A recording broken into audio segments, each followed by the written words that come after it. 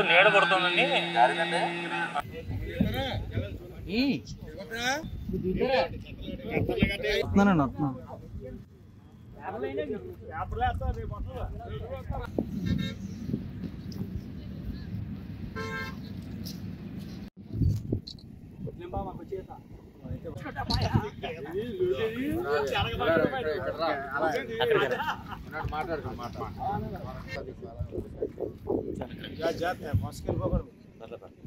వెల్లప్రోలు మండలంలో కొంత పిఠాపురం పార్క్లో వరదలు వచ్చి మునిగిపోవడానికి ముఖ్య కారణం జగన్మోహన్ రెడ్డి, చంద్రబాబు నాయుడు గారు వర్మ తెచ్చిన ఏలేరు ఆధునీకరణ చెయ్యకూడదని నిర్ణయించుకుని అప్పుడున్న ఎంపీ ఎమ్మెల్యేలు కలిపి రద్దు చేయడం వలన ఈరోజు మొత్తం అంతా మునిగిపోయాం. ఈబీసీ కాలనీ, శివాలయ మాన్యం, కక్కర్రావడి, ఈబీసీ కాలనీ, మరి Rayavaram road, SC colony, Surampeta, ఇవన్నీ కూడా మునిగిపోతున్నాయి. ఇది మునుగుతుందని చెప్పి నేను 2014 ఎలక్షన్లో గెలిచిన తర్వాత చంద్రబాబు నాయుడు గారిని అడిగి ఫస్ట్ ఫేజ్ చేసాం నిధులు తీసుకుని. ఆ ఫస్ట్ ఫేజ్ గురించి 1,00,000 సంతకాల ఉద్యమం, ఎన్నో పోరాటాలు చేసాం.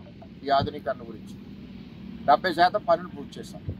సెకండ్ ఫేజ్ చంద్రబాబు నాయుడు గారు శంకుస్థాపన చేసి పనులు ప్రారంభించిన ప్రాజెక్ట్ని 142 కోట్లు జగన్మోహన్ రెడ్డి రద్దు చేశారు. ఈవేళ చేయడం వల్ల ప్రతి సంవత్సరానికి రైతుకి కోట్లాది రూపాయలు నష్టపోతూ ఉన్నాడు. ఇటు గొల్లప్రోలు కానివ్వండి, అలాగే ఇటు పిఠాపురం పార్క్ కానివ్వండి, కొత్తపల్లి కానివ్వండి. ఇక్కడికి వచ్చేసరికి శుద్ధగడ్డ కొండకాల ఆధునీకరణ అన్నది 100% చేయాలి. ఈబీసీ కాలనీ మొత్తం గొల్లప్రోలు, ఎస్సీ కాలనీ రక్షించుకోవాలని చెప్పి మేము తీసుకురావడం జరిగింది. శుద్ధగడ్డ కొండకాలవ ఏలేరు ఫేజ్ 2 ఆధునీకరణకి 144 కోట్లు నిధులు ఇచ్చి చంద్రబాబు నాయుడు గారు కాకినాడలో శంకుస్థాపన చేశారు రిమోట్తో. నేను ఇక్కడ శంకుస్థాపన చేశాను. పనులు ప్రారంభించిన దాన్ని జగన్మోహన్ రెడ్డి ఆపేశాడు. ఇది ప్రజలు అర్థం చేసుకోవాలి. దీని గురించి ఎంతో కష్టపడి తెచ్చాం. అలాగే తర్వాత మళ్ళీ మన ప్రభుత్వం వచ్చింది. ప్రభుత్వం రాకముందు చంద్రబాబు నాయుడు గారు పిఠాపురం వచ్చినప్పుడు హామీ ఇచ్చారు, లోకేష్ గారు హామీ ఇచ్చారు, ఈ ప్రాజెక్టు మన ప్రభుత్వం వచ్చిన వెంటనే చేస్తానని చెప్పి. అలాగే మన ప్రభుత్వం ఎలక్షన్లో పవన్ కళ్యాణ్ గారు మేము కలిసి హామీ ఇచ్చాం. అలాగే నా సీటు ఇబ్బంది టైంలో కూడా చంద్రబాబు నాయుడు గారు నేను అడిగింది ఎక్కడ పదవి అడగలేదు.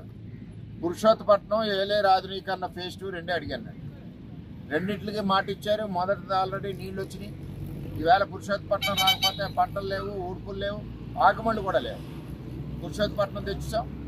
ఇంకా ఏలేరు ఆధునీకరణ అన్నది ఆల్రెడీ పవన్ కళ్యాణ్ గారు మేము మాట ఇచ్చాం కాబట్టి ఎట్టి పరిస్థితులను పూర్తి చేస్తాం. అంటే ఈసారి ఈ పార్టీకి ప్రాజెక్టు పూర్తయిపోయి అసలు ఈ వరద అన్నది లేకుండా మన నియోజకవర్గం అంతా కూడా ఆనందంగా ఉండే పరిస్థితి నేను ఆ టైంలో కల్పించాం. దాన్ని జగన్మోహన్ రెడ్డి తొంగలో తొక్కి చంద్రబాబు నాయుడు పెట్టడం ఏంటి, ఇక్కడ ప్రాజెక్టు రావడం ఏంటి అని చెప్పి రద్దు చేసి ఇదే గొల్లప్రోలు ఈ స్పాట్ దగ్గరే మాట్లాడుతూ ఏలేరు ఆధునీకరణకి నేను 250 కోట్లు ఇస్తున్నాను, వారం రోజుల్లో పనులు మొదలెడతామని చెప్పాను.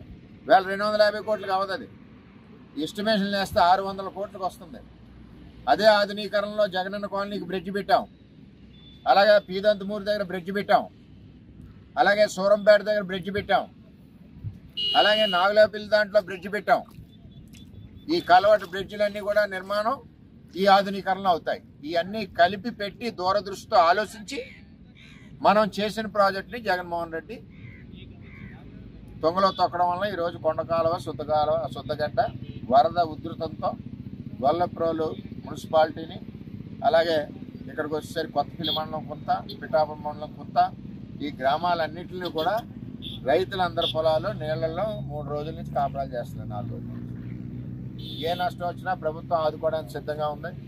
అక్కడ చంద్రబాబు నాయుడు గారు విజయవాడలో రాత్రి పగలనక కష్టపడతా ఉన్నారు. అక్కడ మరి వరదలు రావడంతో ఇక్కడ కూడా ఏ పంట నష్టమైనా సరే ప్రభుత్వం ఆదుకోవడానికి సిద్ధంగా ఉంది. డైరెక్షన్ ఇచ్చారు. ఈ నీరు లాగాక ఎక్కడ నష్టపోయిందో అక్కడ వారందరికీ నష్టపరిహారం ఇచ్చే విధంగా ప్రభుత్వం పనిచేస్తుందని చెప్పి అందరికీ తెలియజేస్తూ త్వరలోనే శుద్ధగడ్డ కొండకాలువ ఆధునీకరణ పనులకు కావలసిన కార్యక్రమాలు జరుగుతూ ఉన్నాయి.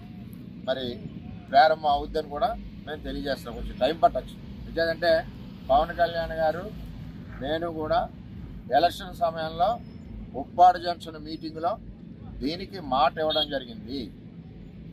ఇది వరకు మనం తెచ్చిన ప్రాజెక్ట్ ఇది, దాన్ని మళ్ళీ మన చేతుల మీద మనం ప్రారంభిస్తాం కూటమి ప్రభుత్వం అని చెప్పి తెలియజేస్తాం.